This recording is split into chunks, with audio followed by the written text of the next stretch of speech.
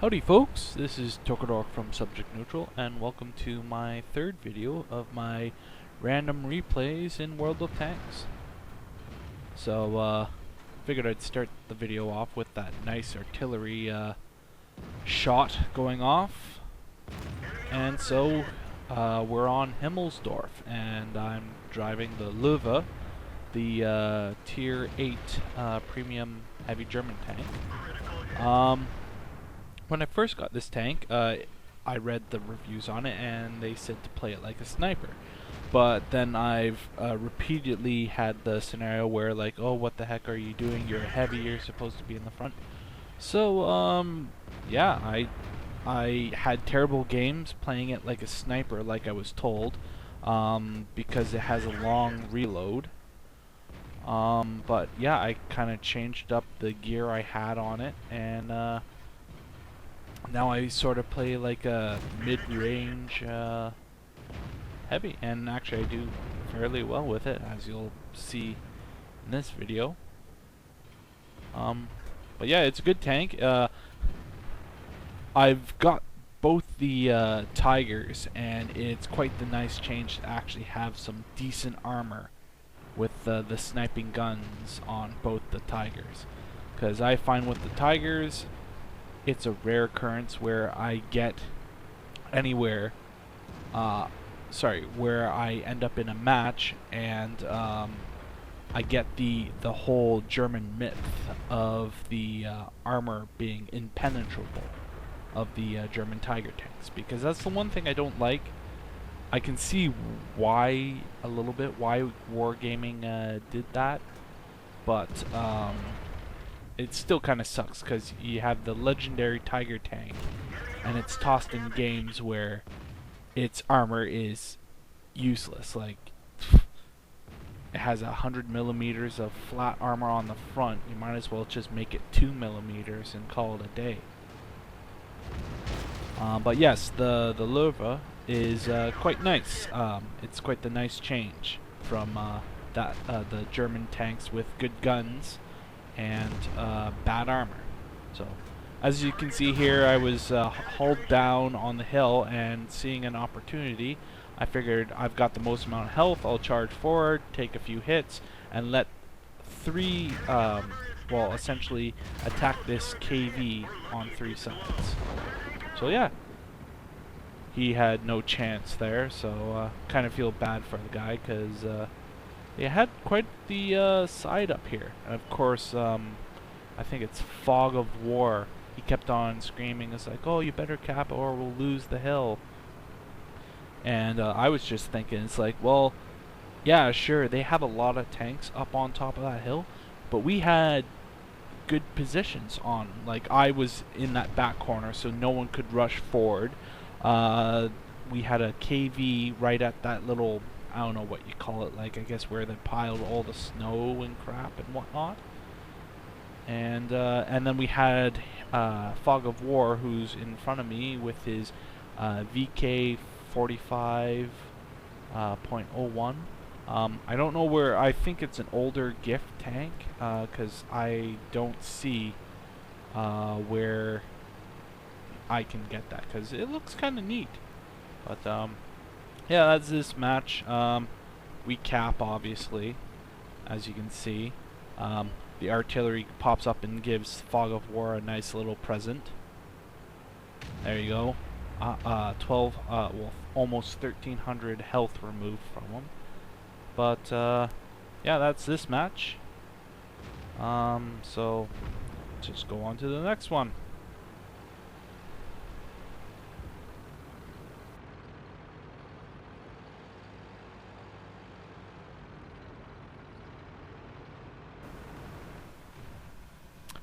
So, to kind of give a minor spoiler away, essentially this is going to be a bunch of heavy tank replays.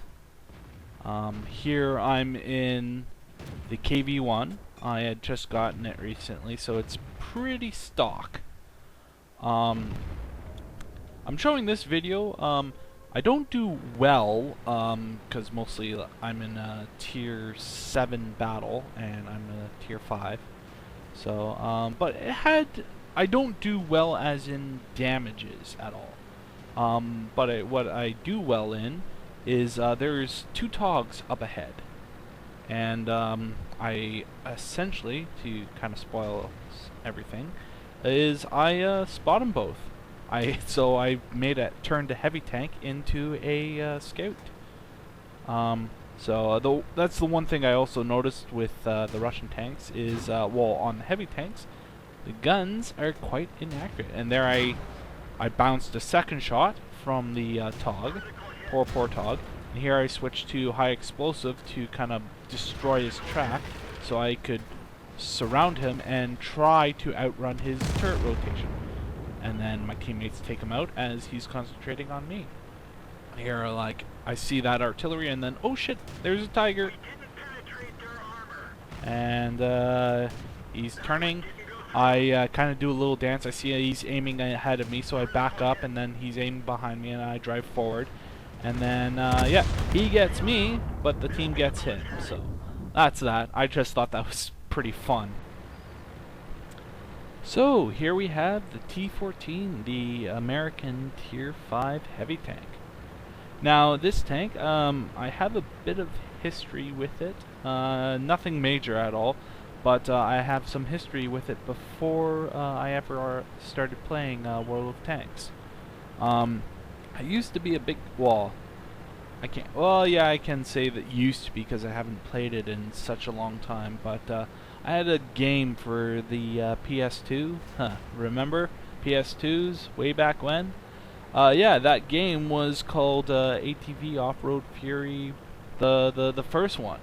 And there was this military base one that I liked playing on because I was a big fan of the whole military bit and whatnot.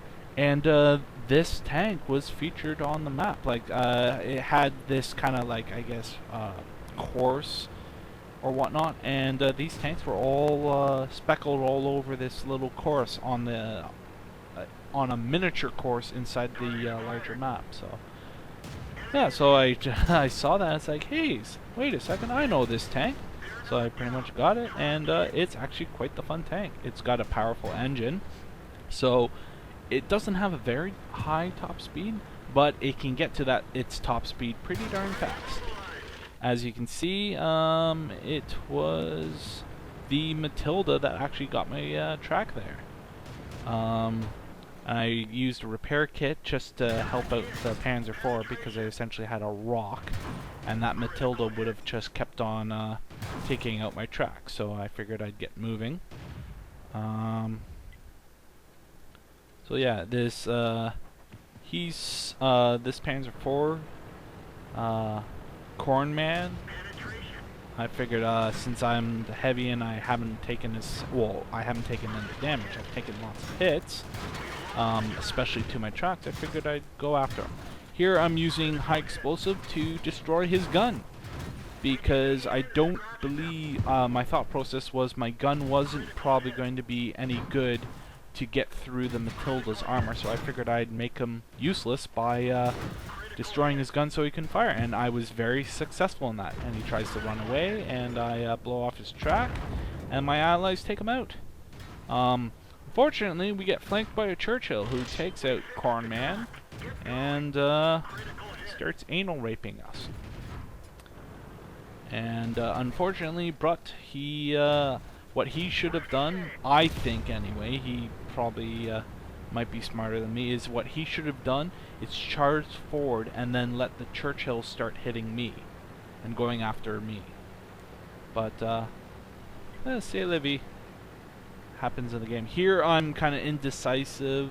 I want to go after that Crusader because I'm thinking the Crusader's going to go back to the base and take out our artillery.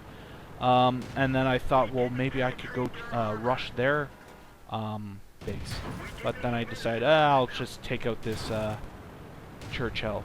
And then the Crusader pops up, so like, okay, I'll take care of you because you're fast and good for flanking. I am very successful at that. Here I'm aiming for the gun ports because I know the Churchill has very thick frontal armor. And the turret he has on there is very thick. And what he starts doing now is this rocking back and forth, and it's kind of effective for making it difficult for me to hit his machine gun support. So, in essence, he gets a few shots in, and obviously, you see this now, he kills me. So that's that.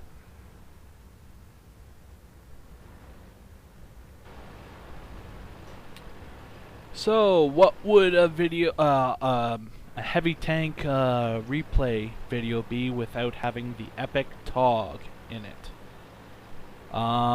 This was I actually recorded this very recently because I had about 10 minutes of video for you guys, and then I was like, well, I need another heavy tank video, and I played on with the Tigers and with my own Churchill, and I just wasn't having good games, so I was like, screw it. I saw the Tork and I was like, you know what, why not? I'll give the Tork a shot, because I haven't had the best games in the Tork recently, and then sure enough I end up with this. You see that ELC that kinda, I should have fired a little bit faster than I did? Remember that ELC, because a good tactic for the ELC AMX drivers is to actually stay alive. Do a little bit of scouting and whatnot, and then stay alive. But remember that guy for later on in this replay here. I was just having a bit of a bad night with my long distance aiming, because it's like just before I'd click the fire button, I guess I'd move the mouse a little bit and I'd go off and compensate on the wrong side of the tank. But yeah, just rolling with the Tork. Always seems to be long matches with Torks, because it takes so long to get from one side of the map to the other. Here, oh no, not yet. I'm kind of, this is where I'm keeping an eye on my map. Like, for every one look I'm looking in front of me, I'm taking 2 looks at my map to make sure I can see where enemies are popping up, and it is quite handy to know to keep an eye on that. Like, I see this Matilda over there, but I'm driving forward and the rock there blocks me. Artillery sees me, so he's taking a few pot shots at me, and luckily he missed. So here I try and come up here with a little sniper. I'm looking for that Matilda, see if he pops up from me looking over. Don't see him, so I'll see if I can provide some covering fire. And the Matilda pops up, and I concentrate fire on him. So, because I know he can hit the M7 that's spotting the Panzer IV-H. The Panzer IV, he's smart enough not to peek out at all, because there's 2 tank destroyers. So, instead, I concentrate fire on that Matilda and take him out. So yeah, I figured, yeah, I'll go down here instead of going around. This would provide me some visual cover so I won't get spotted from artillery. And then I figured I'd climb up the hill and then go around and take out that Panzer IV. And then the M4 could continue on scouting.